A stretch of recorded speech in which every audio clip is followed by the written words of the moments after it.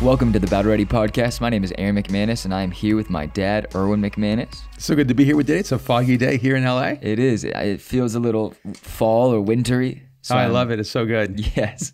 I'm wearing some warm layers. You're heated a little bit. I'm a little upset. Yes. Yes. This podcast releases on Tuesday, so Thursday's Thanksgiving.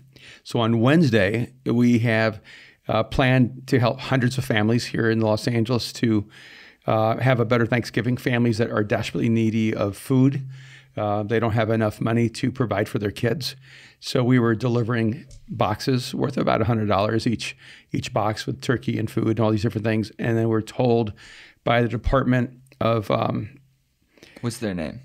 I'm not going to say the person's name, but I say with the Department of Children and Family Services that we were not allowed to deliver food. Why won't you say their name? Because we need to vote this person out. No, because it might just be an employee that's actually just telling us what. I'm pretty sure they're a doctor. And they are a doctor. All right.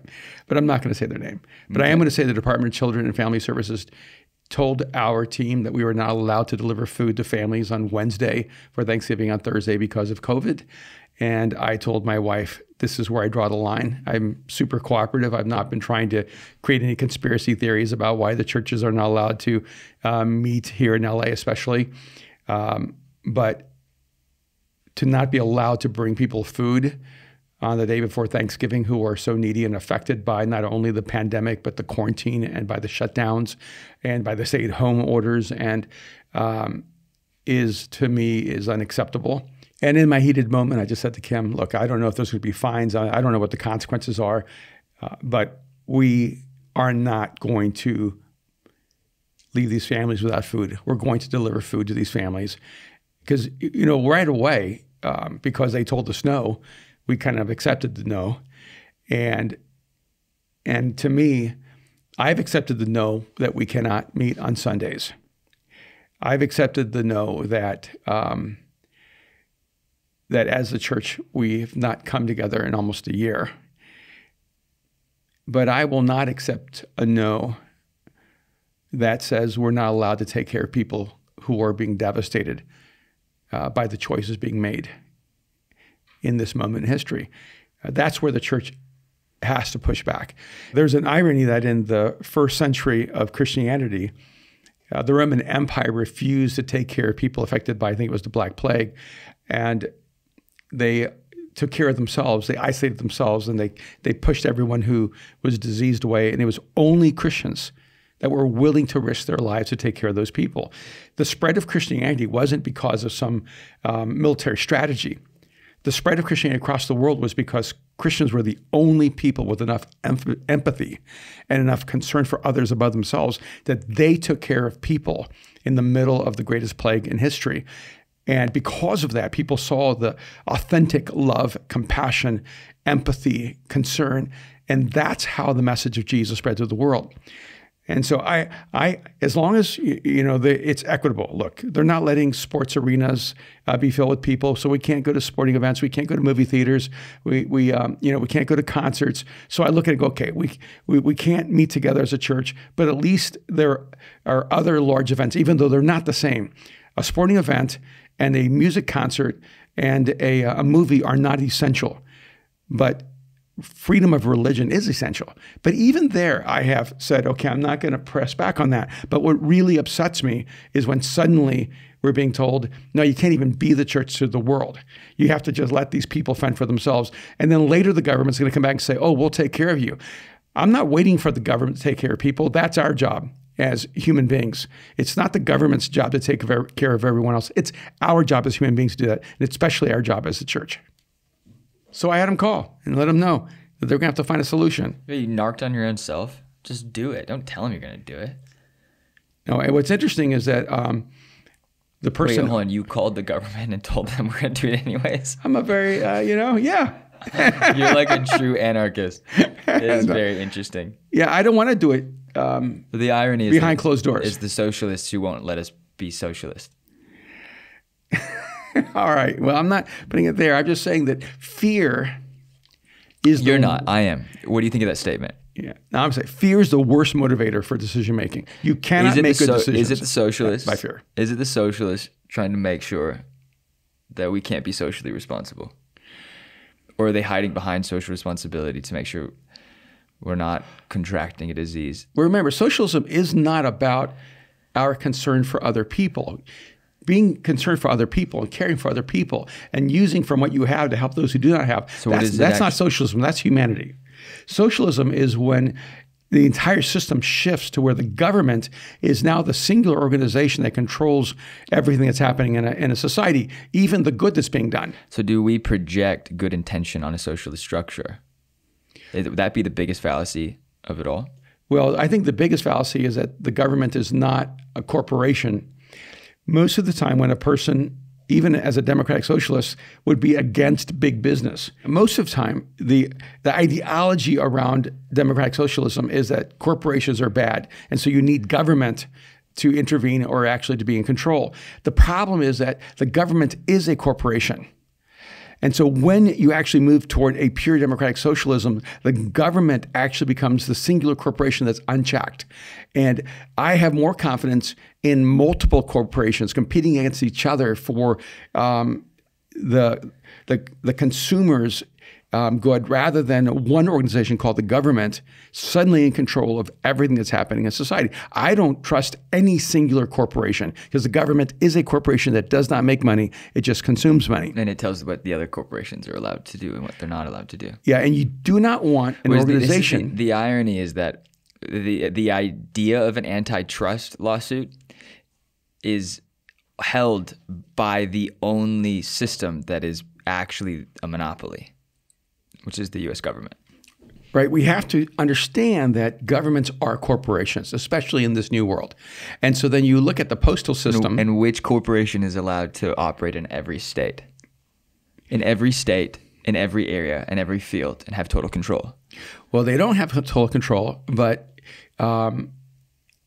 every slice of dynamic economic life that moves under the control of the government, for me, is an unhealthy step forward, and I'm not. I don't want to speak in absolutes, but because I do. I don't mind being wrong, so I love absolutes. Only the Sith speak. I'll never run for president. So they can dig this up all they want. No, because you have to solve things like. Because we have a government, we have good roads, but the roads in North Carolina are better than the roads in California. I mean, I pay a lot of taxes here. The roads in LA. Orange County are better than the roads in LA. Yeah, the roads in LA, you'd think we don't pay any taxes because of how bad they are. Then I go to Virginia or North Carolina, and the roads are amazing. I'm sitting there, how are they able to do this? And so you do need government to do things like build roads, to take care of bridges, to. Do you though? Do you? Because the best freeways ever been on are privately built.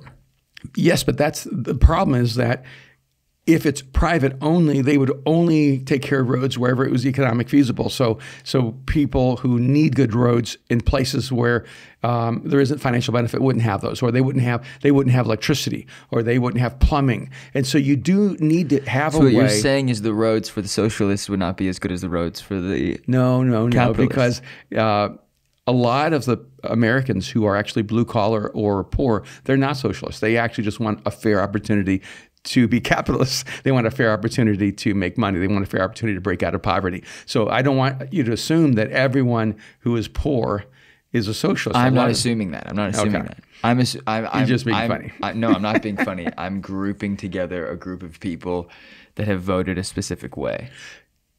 People vote based on what they hope brings them the better future. The ideology is more at the top, not at the bottom. And I know this being from El Salvador. The movement is at the bottom. No. Well, even from El Salvador, like the poor in El Salvador were not socialists. They were hungry. And they would support whatever party they felt would actually provide food for them. So you let the local government know that you guys are going to deliver packages anyways. Yeah, because there was a lot of dynamics. By the way... No, you did. Right? Yes, we did. So what did they say? Well, Hollywood said, please help. So I thought that was interesting. That is interesting. And Pasadena said, you're not allowed to do this.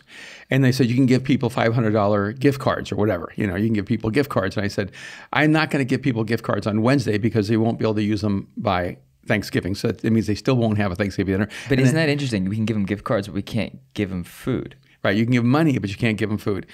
And And we're saying, wait a minute. All we're asking people to do is drive their car, pull up to the parking lot. We'll put the food in the trunk of their car. There never has to be human contact, but although I think there should be, and at least a hello, there should be some kind of human interaction, but there doesn't have to be any human contact. And we'll let people come and get what they need and go. And that's who we are. That's what we do. And not just as the church, that's what we should be doing as a society. And I'm really concerned that we're in this mindset where we're just fending for ourselves. We just want to protect ourselves. And the posture that our government's taking right now is this posture of fear. And the fear isn't what bothers me. It's the control issue. That when the government gets tighter control, that's what makes me nervous. Yes, it's exhausting to watch the media on any level talk about all of the things going on in the world, but I think it's the control that makes me nervous, especially being in a very government heavy state in California. It makes me nervous when the local government tells you you cannot do something, but it isn't the law. Yeah. Well, I've been watching CNN this entire time. Yeah. And I'm so sorry. I can definitely say that for the last 10 months, there hasn't been almost a single time CNN has pushed back on any restriction. They've been for every lockdown, every restriction during the entire Trump administration. Now, this week, there was a shift, which I thought was really interesting. Now that the elections are over, so then de Blasio decides to shut down all the New York public schools again. And CNN is hot. And I'm watching anchors talking to de Blasio and other people representing the city of New York and saying, look, 60,000 students in New York do not have Wi-Fi, do not have iPads. So when you're shutting down a school, only the educated can educate their kids. It's the poor who are being devastated. And it would be pretty similar to the LA County. Right, and this is what we don't realize is that, all right, there are parties happening across, whatever, California that have been identified as spreaders for COVID. So then there's a party that's spreading COVID. So then you shut down restaurants and businesses. There's a devastating effect across this nation. Not at big businesses. Big businesses are doing fine. Corporations are doing great. Companies like Amazon are just crushing during this time. It is all the mom and pop shops. It's all the restaurant owners. It's all the mid-America business owners or middle-income business owners that are being destroyed whenever there is a stay-at-home order or a shut-down restaurants order. And I just think that we need to look at the science. I was just looking at this Danish study, I think from last week, where they had 6,000 individuals. They traced 3,000 who wore masks all the time, 3,000 who did not wear masks. And in this Danish study, what they found was that around 40 to 50 people contracted COVID out of the 3,000 who did wear masks, which is a pretty low number. And out of the 3,000 who did not wear masks, there were 40 to 50 people who contracted COVID. So there was zero statistical difference. Now, I'm okay with, we're all having to wear masks. Although I have to tell you, I saw this and I thought, no, this is terribly unhealthy. Jeremy Faust, MD, MS, ER physician, wrote this. He put a photograph of his mask and he said, "This is my mask.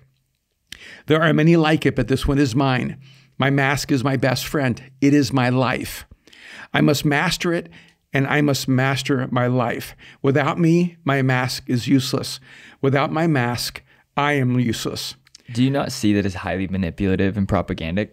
Oh yeah, when I'm reading this, I'm going, this is so unhealthy. Where do we live? Like East Germany right now? And where are we? And so this is insane.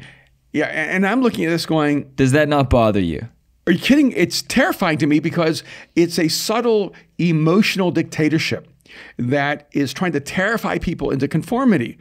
And now suddenly, do you think it's accidental that right before Thanksgiving, all of a sudden there's this massive spread of fear and of infection increase, which is not the same as death increase.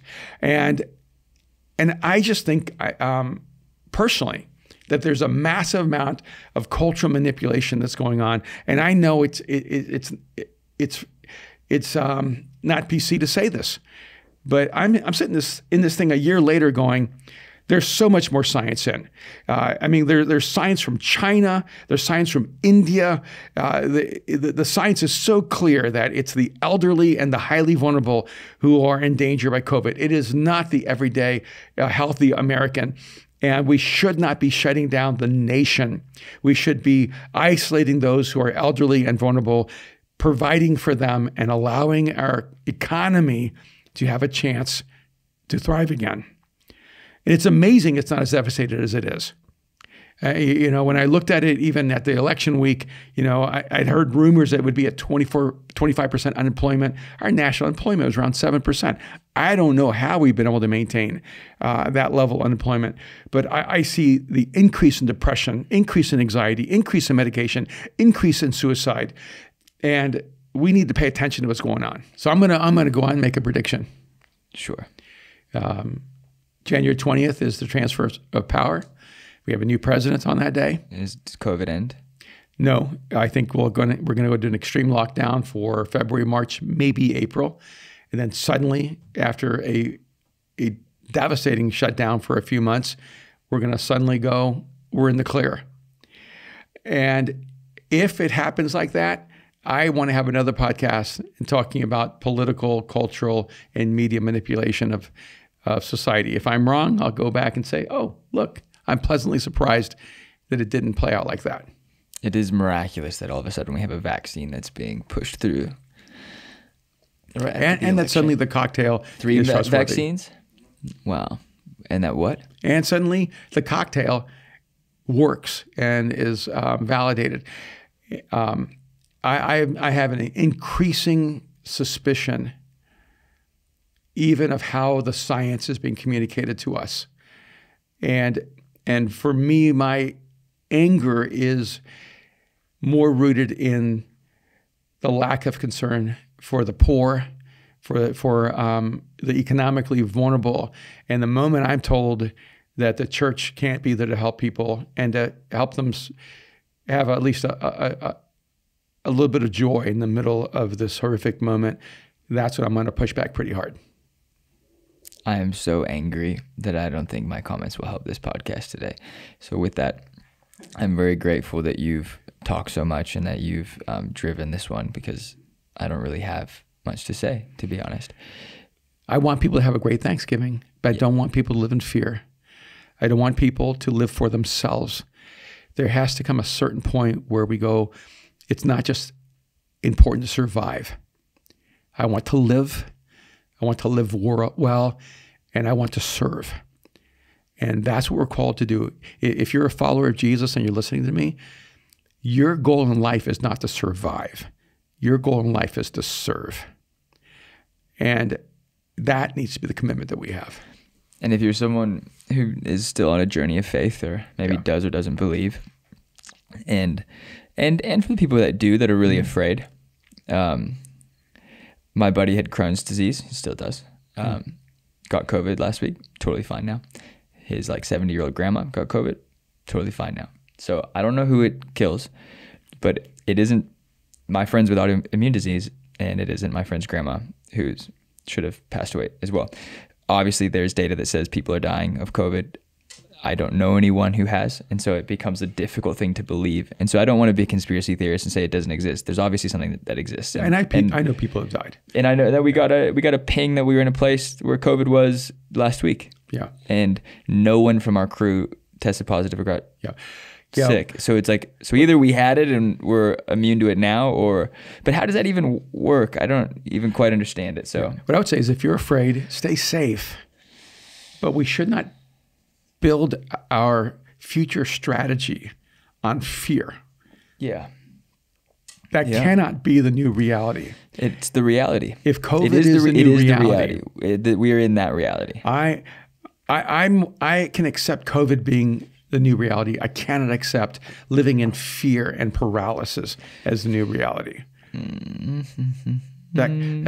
And if you do not believe in God, where is all the evolutionary theory that says that every struggle actually refines us and makes us better as a species. What to me is fascinating that there is no conversation about that now. Wow, there is no Darwinian survival of the fittest conversation now.